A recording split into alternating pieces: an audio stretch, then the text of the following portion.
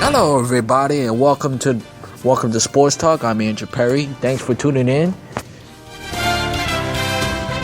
We have a jam-packed show for you today. We'll talk about what's going on in Wimbledon and what's going on with the Mets and the Yankees.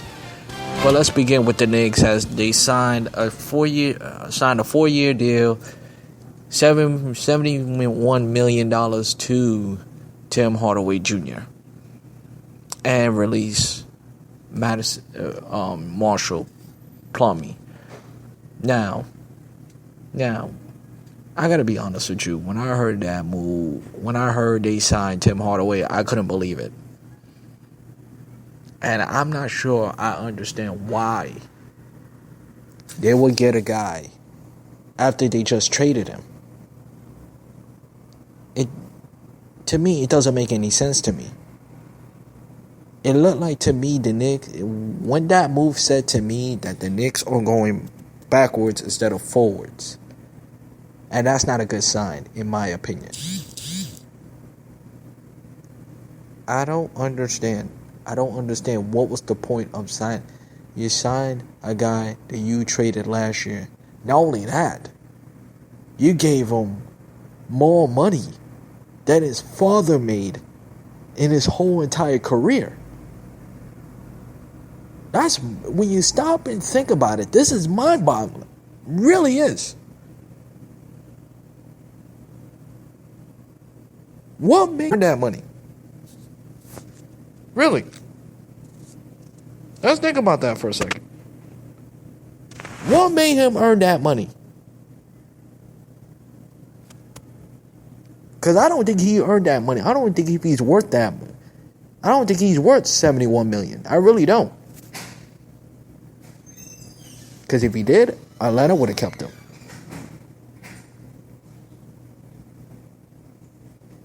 The main focus, I think, if you're the Knicks, what you're going to do with Carmelo Anthony.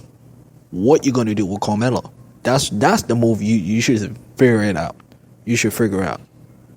And they're going to have to make a decision sooner or later. Not sign an average player who's 71 million, and probably in around March or so of next year, you might trade him again. These are the type of moves that the Knicks really need to stop. And they've been making this move way too often. Way too often. Every time there's a big name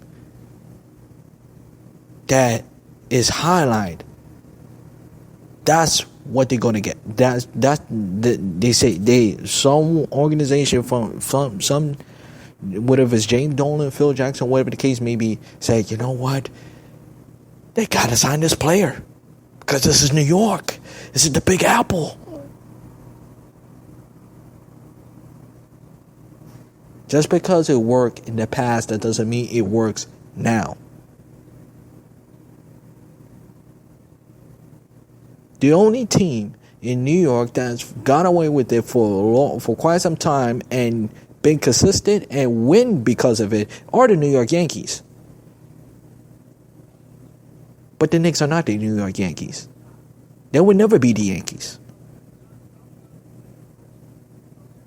The Yankees, the Knicks haven't won a championship since 1973.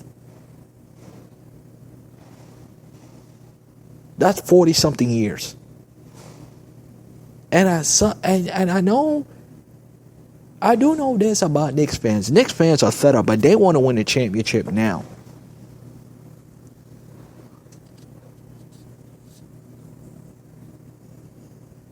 Listen, I agree with Joe Beningo.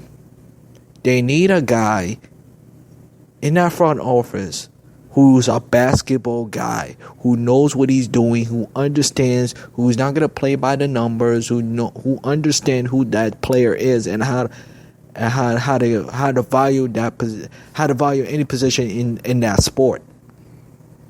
That's what the Knicks are gonna. That's how the Knicks are gonna get back or be respected as one of the franchises in the NBA. until that happens, who really want to play for New York? Who really want to play for the Knicks? Who really want to play for the Mecca of basketball?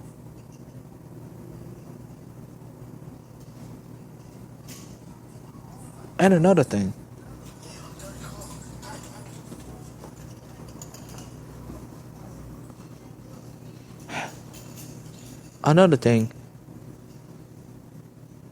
Why Steve Mills, listen, he's a nice guy and all.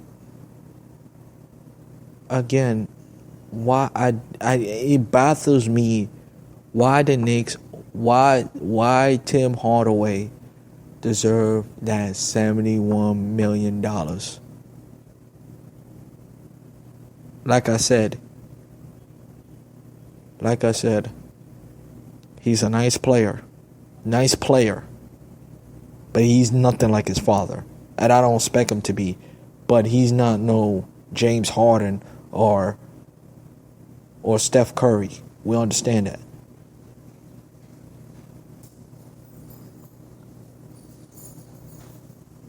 It really, really drives me crazy.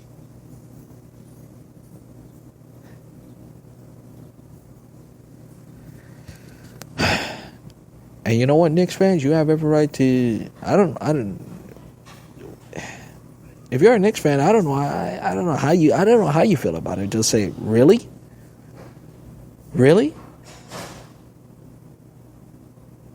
Suppose we should get Damian Lillard, guys from the Europe who was actually a ball player. You went to get Tim Hardaway?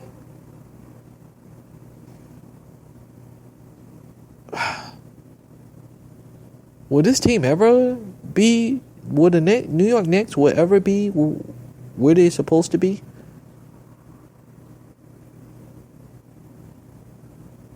I guess the answer is still yet to be seen.